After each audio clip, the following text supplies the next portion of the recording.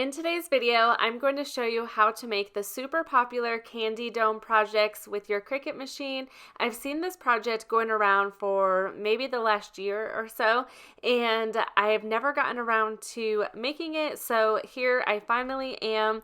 It is just so fun to put together, and look how adorable these turn out. These would make great Valentines for classes or even for teachers.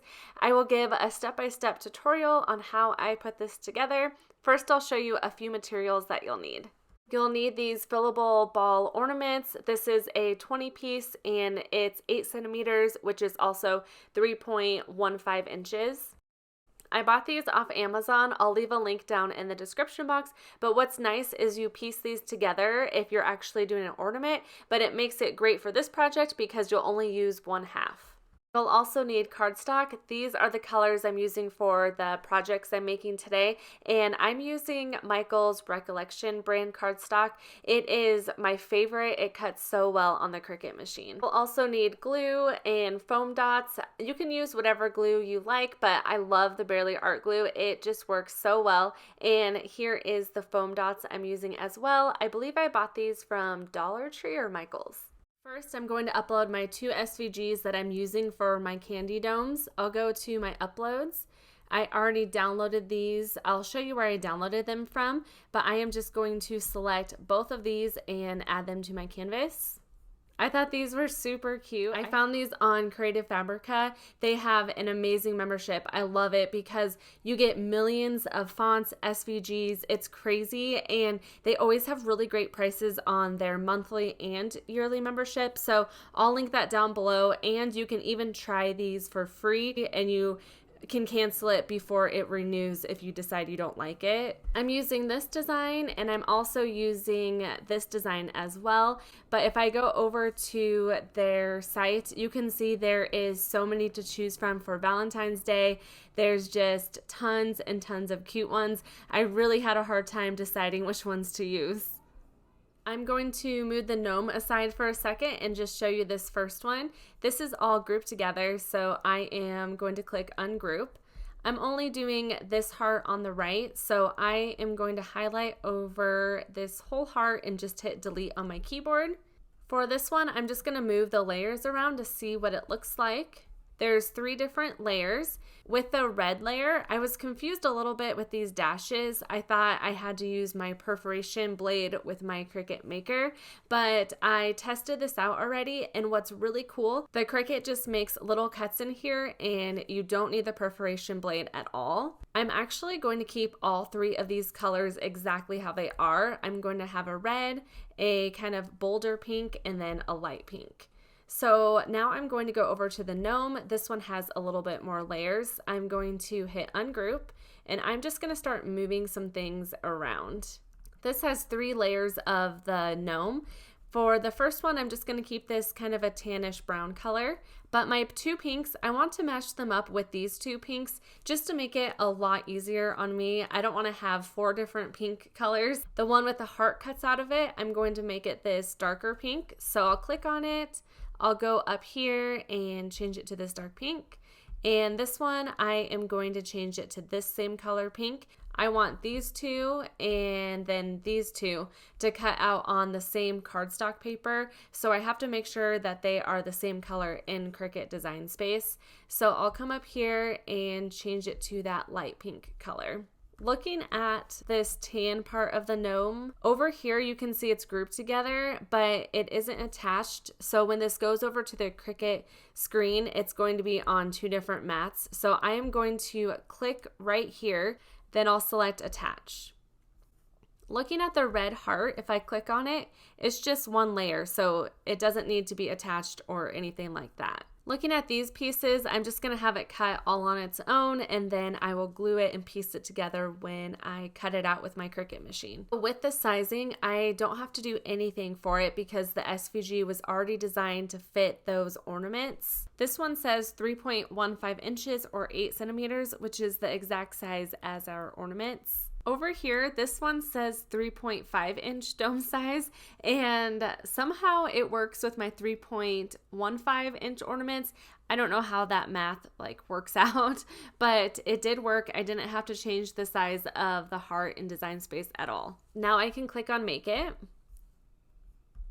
I'm using a Cricut Maker, so I'm going to select on a mat, but you don't have to use a maker machine. Now you can see it separates it by all the different colors. It automatically sets the material size to 12 by 12, which is what I'm using. When I was scrolling down, I noticed that these two colors were on different mats. Cricut Design Space kind of struggles with this. There's obviously room for the heart on here, so I'm gonna move it. This will save a lot of paper and things like that. So I am going to click on these three dots. I'll hit Move Object, and I am going to select the first mat. I'll hit Confirm, then I just need to move it. So I'm gonna move it over here. And like I said, there is plenty of room for this. This one will still show up, but it's just gonna be blank. Okay, now I can hit Continue. It's going to cut the white cardstock first, so I'll start off with that one. Then I'll just follow the color order in here. It'll do red next and so on. For my cardstock, I'm using 65-pound cardstock, and medium cardstock, even though it says 80 pounds, usually works really well for me. So I'll show you how I cut all this out on the Cricut machine. I place my cardstock on the mat, then I use my brayer tool to make sure it's pressed down really well. The cardstock I'm using all came in one package with assortment of colors, but for some reason this white cardstock felt thinner than the others. So as it was cutting, you can see here it starts to rip. So I decided to recut this out. I made sure my blade was clean. Then I used my blue grip, and I used just the light cardstock setting instead. That made a huge difference. I think just changing the setting helped, and using my other mat. But for the rest of the cardstock, I used the green mat in the medium cardstock setting because that feels a little bit thicker. And I don't know if I mentioned it, but this is all 65-pound cardstock. One tip when removing little pieces of cardstock from your mat, just take your scraper tool and rub it right up against it, and you can see it takes it all off at once. It's so fast. The Cricut will cut out the other colors. Two of the pink cardstock, after I removed the sheet that I needed, it had little hearts left over, and I thought these would be cute to add inside one of the domes as little heart confetti, so we'll see how that looks. After I'm done with my cardstock, I like to save the scraps. I sometimes oversave on scraps, but it just makes me feel better to not have to throw away that material, and I like to just use one of my paper cutters to do that. Here's all of my pieces. I'm going to start with my heart first. Once again, I'm using the Barely Art glue. I just add the top onto it, and I am going to be gluing the middle piece to the red heart. I add glue all over the heart. I really like this glue because it comes out very thin, and you can even use a tiny little needle that it comes with to have the glue even thinner. I add it to my red heart and then just press it down. Next, I'm already going to add my dome. Here's the candy that I'm using for this. When picking candy, I would choose pieces that have wrapping around it like this, just because I don't know if the plastic is food safe, and you are going to be gluing that plastic ornament down on the cardstock, so the candy could be touching that. I add my little confetti hearts, which honestly, after I add the candy, you can't really see it. Here I'm adding the candy. You don't want it to be like crazy full where it's hard to press the ornament down, but you do want it still full enough that it looks good. How I decided to do this was just glue a circle around the cardstock where the ornament's going to be. I picked up my cardstock and candy dome and pressed it together. Then you'll just want to let it sit for a little bit to make sure it dries. Since I'm letting that dry, I'm going to wait to add the top layer, and I move on to my gnome. Once again, I'm gluing my middle layer down onto my bottom layer. Next, I decided to add all those little pieces to my top layer. I also have no idea why it had this little piece as well, since it wasn't needed.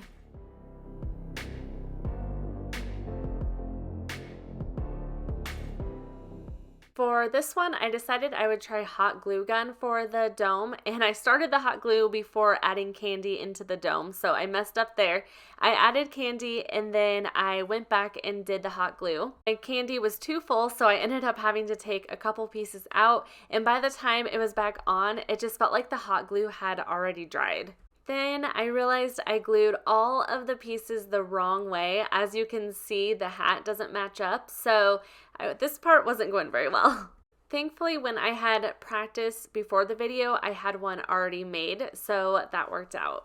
This time I remembered to add the candy first, and I also made sure to check it and make sure it wasn't overflowing before I added the glue. I forgot to hit record on my camera, but here I'm just using the Barely Art glue and I add my dome to it.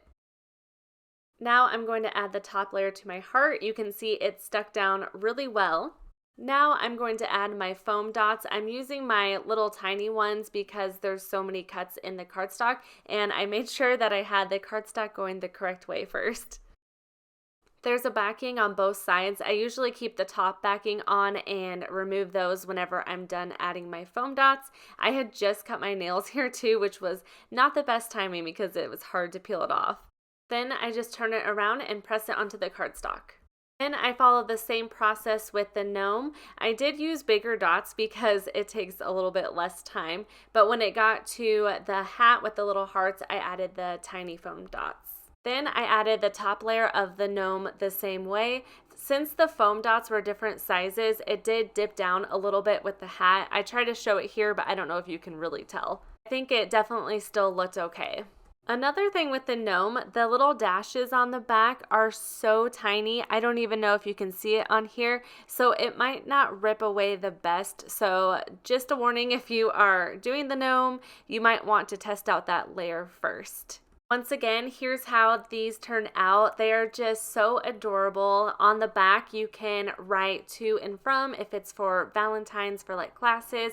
It also has that little tab on the back that you can pull away to easily open it up. This was just so much fun to make. Let me know if you've tried these out before or if you plan to. Also, let me know if you have any questions in the comment box below. I hope you enjoyed this video. Give it a thumbs up if you did, and I would love it if you subscribed if you are new to my channel.